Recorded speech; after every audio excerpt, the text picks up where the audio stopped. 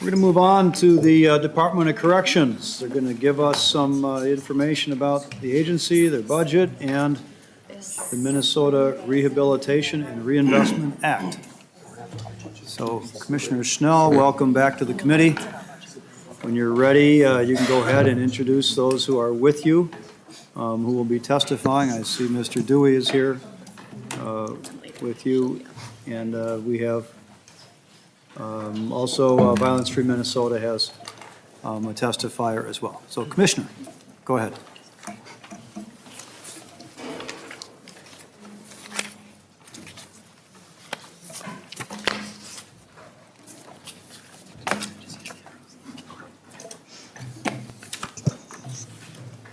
Good morning, or good afternoon, I should say now, Mr. Chair and members. It's a pleasure to be here again today. Today we want to talk a bit about the Minnesota Rehabilitation and Reinvestment Act, which we will note is an evidence-based public safety strategy that we believe is critical for Minnesota to consider and to create policy to do this. As we look at this, I think it's really important that we focus on and understand the reality that our mission has to be around what we do with people to transform the lives of people who get sent into our system in order to have a safer Minnesota. There has been a tremendous amount of conversations about concerns with regard to repeat offending, and that is a reasonable concern and something that we certainly want to give a lot of attention to. And I think this model that we're going to be talking about and discussing today provides a framework for addressing some of those concerns. When I want to put this in context, you've heard me say this before, but over 95% of the people who are in our prisons will one day return to communities across our state. And so it's critical that we maintain a keen focus on this reality. Yes, we absolutely concur that there must be accountability for wrongdoing, for violation of our state's laws, but accountability without rehabilitation or transformation is really a failed proposition. And what the Minnesota Rehabilitation and Reinvestment Act does is it really puts that into focus.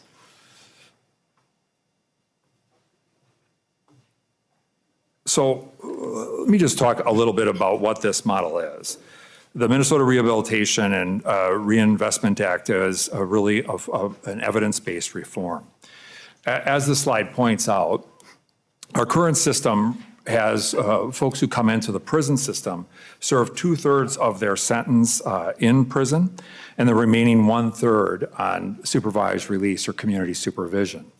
So essentially, they leave prison at 67% of that executed sentence, and the final 33% would be served on supervision. MRRA changes that proposition a little bit by adding some opportunities for people to earn incentivized release and also address some of the issues around abatement. And I want to just make this more clear. Today, and I'll use Dr. Dewey as an example of this, if both of us have a 100-month prison sentence and we start this today the same day, and we go into prison and we Grant, on the one hand, really works his program, does everything he can to participate in substance use disorder treatment, maintains compliance with all the expectations, the rules within the correctional facilities, engages with his family, participates in parenting classes, maybe does some vocational training. And I, on the other hand, do nothing. I can, in fact, I can do literally nothing during that time. And the reality today is that Grant and I are going to leave prison the same day. Despite the fact that everything that he has done has tremendously reduced his risk, addressed a lot of his needs through accessing this programming, we're going to walk out of prison the same day.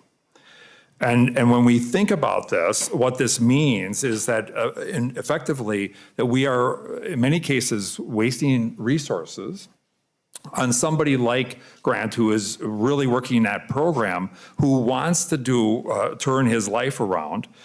And instead, for me, when I come out, the reality is I'm going to demand higher levels of supervision and perhaps services. And we today don't have a mechanism for addressing some of these differences. So why offer incentives? First and foremost, I think incentives work. If you look at what's happened in Norway and European countries, they realigned their prison systems with the goal of providing services that promote pro-social behaviors and actions. Effectively, what they wanted was they wanted people to go through those systems to ultimately become good neighbors, which is the reality, has to be the reality for us. Even here in the United States in 2018, then President Trump signed into law a bipartisan First Step Act that provided earned time credits for completion of recidivism lowering programs. And so with that as a backdrop, I want to provide you an overview of the four basic components of the Minnesota Rehabilitation and Reinvestment Act. The first component is this whole notion of completing a robust assessment. And this has been something that the Department of Corrections has been working on for about the last several years. Dr. Dewey, along with other staff, our case management folks, our mental health, our substance use disorder treatment people have come together to really develop this comprehensive person-centered case planning process that is a variation of the Mayo Clinic's model, patient-centered model. And what this results in is an individualized rehabilitation plan that case managers and other facility staff will help those who we serve navigate access to programs during the course of their time. So that's component number one. Component number two is this whole notion of earned incentive release. And so successful fulfillment of that individualized rehab plan that is, we develop in concert with them is the determining consideration for this earned incentive release. And I want to just really place significant emphasis on the issue of that being earned. It is not a given. It is something that we know from looking at this robust assessment, some of the areas where there needs to be focus. And many of the people that come into the system talk about the fact that they need to make changes, whether it's with substance use issues or perhaps mental health. They've had struggles around education, being able to access good work because of a lack of education. So these are areas where we think we can really put into place and incentivize through the kinds of programming that we offer. Programming that the research tells us, and Dr. Dewey will talk more about this, tells us does reduce people's risk. So earned incentive release. And what this does, as I mentioned earlier, the difference here would be that because Dr. Dewey did everything that he needed to do while he was in, he could be released as early as 50% of his term of incarceration, of his sentence, versus me being in for 67%. So in the 100% model, Grant could walk out of prison by completing the components here in a very measured way at 50 months. Whereas I, who did not participate in those programs, did not complete them, engaged in wrongdoing while I was in custody, I would remain in custody for the full 67 months of that 100-month sentence. And so it requires the fact that it is earned. It is not a given. The third component is, so in this example, Grant has now completed that. He has met that mark where all of the things that he needed to address while he was in have been addressed. he would simply go out to community supervision, similar to what it would be if he had done the whole time, but he would move out to supervision. And assuming that he continues that good work, that he follows that plan that was built initially while he was in, is now follows him through out into community supervision, and his supervision agent works with him on that plan. That could be really working around continuing aftercare around chemical health, follow-up counseling, it may be some family counseling, community and family reintegration programs, whatever that may include. And as long as he continues to do that, what would happen is that for every 2 months that he does well with this, while normally he would have had a 33-month, we would both have a 33-month term of supervision on that 100-month sentence, he's going to do for every 2 months that he does well, 1 month is going to come off the end and be put in an abatement status. Essentially, he goes into unsupervised status. What that abatement status allows is that, in this case, after 22 months, he would shorten that term, and that abatement status effectively becomes unsupervised. But if a problem were to develop during that 11 months, let's say there was a relapse or something like that, the opportunity for that agent to re-engage with him and provide the needed services and supports during that term exists. So what ends up happening is we're really shortening that term of active supervision. Now, why is that important? That's important for a whole host of reasons. It's not just about a give in this particular case to the person who has earned abatement status.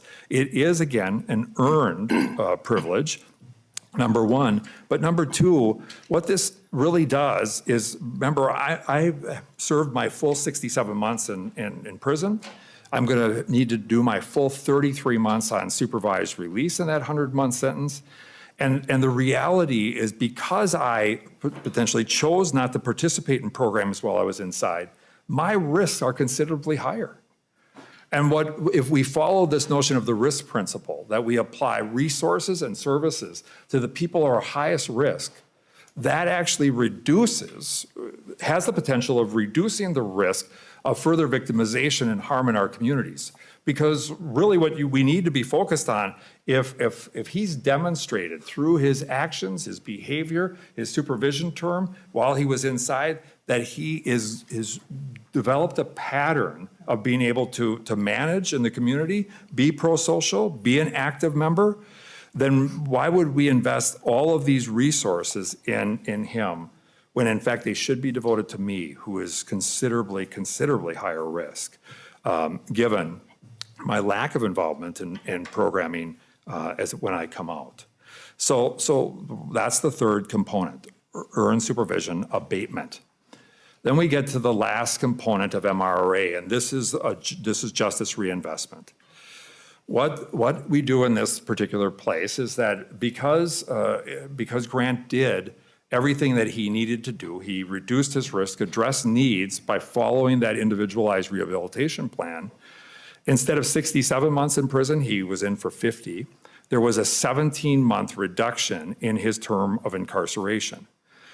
We take the direct cost savings from that earned incentive release and put it into account, and on a biennial basis, it is distributed in 25% allotments as noted here. At the same time, we're investing in the kinds of services and supports that will reduce risk and reduce crime and victimization in our communities. We want to make sure that some of these dollars that we're saving get put and invested into community support services that ultimately provide for the healing that is needed by so many victims who experience crime. A second 25% bucket goes into crime prevention. As we think about the benefits and the cost savings realized from this program, how do we invest some of those dollars upstream to avoid people coming into the system? The third 25% bucket goes into this reinvestment or investment in community-based correctional programs. One of the things that we hear often from our community supervision partners across the state is the fact that there can be a need for programs and services, especially for people who are higher risk. And that becomes really critical. So 25% of these dollars get reinvested in there, which we believe in the long haul would reduce some of the asks that the legislature might see to provide funding for some of those services. And then finally, 25% of this bucket goes back into the general fund as a dividend to the taxpayers. This is, we think, smart justice. It produces better outcomes and saves money, all things that I think as responsible stewards of public resources we should be focused on. This slide simply represents some of the distinctions and differences between the current system. That full, on the bottom line there, the current system is the dark blue bar would represent potentially that 67 months in the 100-month prison term, and the 33 months is the green bar. We apply the Minnesota Rehabilitation and Reinvestment Act, and we focus on how that time of incarceration is used to intervene with people. We see that we have that robust assessment, and the Individualized Rehabilitation Plan happens at the beginning of a person's term of incarceration. That person-centered plan then gets followed through, assuming that the person has met all those conditions. There could be a release as early as 50 months in this particular case. That supervision term gets shortened by, as I described earlier, by 11 months. That goes into abatement, and the gray bar at the end becomes some of the savings. Real, bona fide, legitimate cash savings that we ultimately realize by providing this program to people who are in our prisons. We believe, Mr. Chair and members, that you know, as there has been a lot of focus on and concerns about crime in our communities, we believe it's really critical that we now focus, move our focus from how much time people spend in prison, and that is the role and responsibility of our courts, and from a correction standpoint, that we really are in the business of focusing on how they spend that time. And we believe that how they spend that time should be invested in the kinds of programs and services that reduce risk and produce better public safety outcomes for our state. This does enjoy a broad range of support even from our victim coalitions, our Community Corrections Act counties, and Americans for Prosperity has in the past testified in support of this in the House when it was previously brought forward. And we think it really reflects the fact that if we want to produce better public safety outcomes, we need to focus on this as we go forward. So finally, I would just say that when we look at why we need to do this, is that recidivism rates have not shifted dramatically in recent decades. And in fact, we know that in many cases that rearrest rate can be as high as 80%. And I'll let Grant talk more about this, but when we think about what the benefits are of these types of programs, the savings are dramatic. And really what we need to do is understand how prisons can be beneficial and where prisons can be harmful. And with that, I'm just going to turn this over to Dr. Dewey to provide some other additional context. Thank you, Commissioner Snell. Mr. Dewey, go ahead. Thank you. Good afternoon, Mr. Chair, members of the committee. I'm Dr. Grant Dewey. I'm Director of Research for the Minnesota Department of Corrections. And as Commissioner Snell indicated, MRRA is evidence-based reform. But one of the things that we've seen as the topic of prison reform has attracted growing interest and concern, especially over the last decade. One of the criticisms that has frequently been leveled against prison systems is they don't do a very good job of rehabilitating people. We see 5-year rearrest rates nationally close to 80%. But we also see that crime is very costly. If we are able to reduce recidivism, we would see significant avoidance of costs. We've estimated, for example, if we were able to reduce our 3-year re-imprisonment rate by just 1 percentage point, that would reduce costs to the DOC by over $5 million. But we also know that crime exacts costs not just to the Department of Corrections, but to law enforcement, the courts, victimization costs, lost productivity costs. When we add all those together, a 1 percentage point reduction could save taxpayers in Minnesota close to $58 million. So that kind of puts it into context, I think. But some of the research also suggests that there are some parts of the prison experience that can be criminogenic, which is to say that someone who goes into prison is more likely to recidivate after they get released. And so what I mean by some parts are criminogenic is research that we've done has shown that when people get warehoused, that it increases their recidivism risk by 13%. And what I mean by warehousing is that when someone goes to prison, they don't participate in any programming or services or work. They are idle for the entire time. That's warehousing. And since 2010, of the people who have been released from Minnesota prisons, 20% were warehoused. Then when we look at that same group of people who have been released from 2010, we see that about half their time was spent involved in programming and work, and the other half was idle. So what we know is that when people are idle and they don't participate in programming and work, it increases their recidivism risk. Some of the research that we have done has also shown that it not only has an impact on what happens after people get released from prison, but it also has an impact on the safety of our correctional facilities and the health and well-being of the people who live and work there. We've seen, our research has shown that when people are idle, it increases the likelihood of violent and frequent misconduct within correctional facilities. Recently, we partnered on a 5-year research project that was funded by the National Institute of Justice with researchers from Florida State University. And they were focused on examining correctional officer stress. One thing that may be apparent to most people is that working as a correctional officer is a stressful occupation.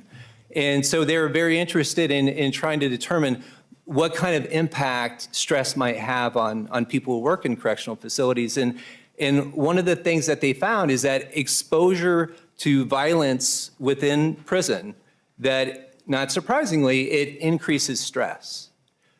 An increase in stress, they also found, was linked to worse mental and physical health outcomes.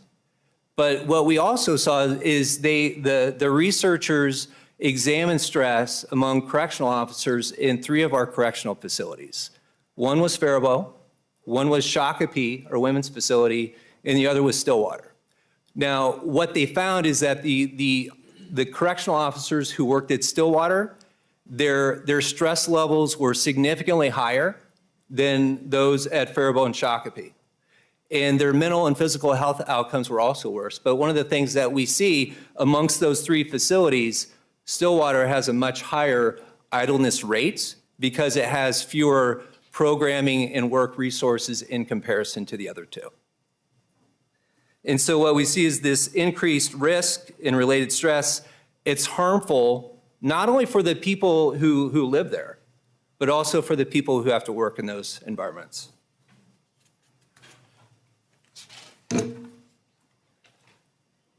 So we've looked at the impact that idleness can have on the safety of our correctional facilities, but we've also looked at the impact that being involved in programming, being involved in work opportunities, that has on outcomes after people get released from prison.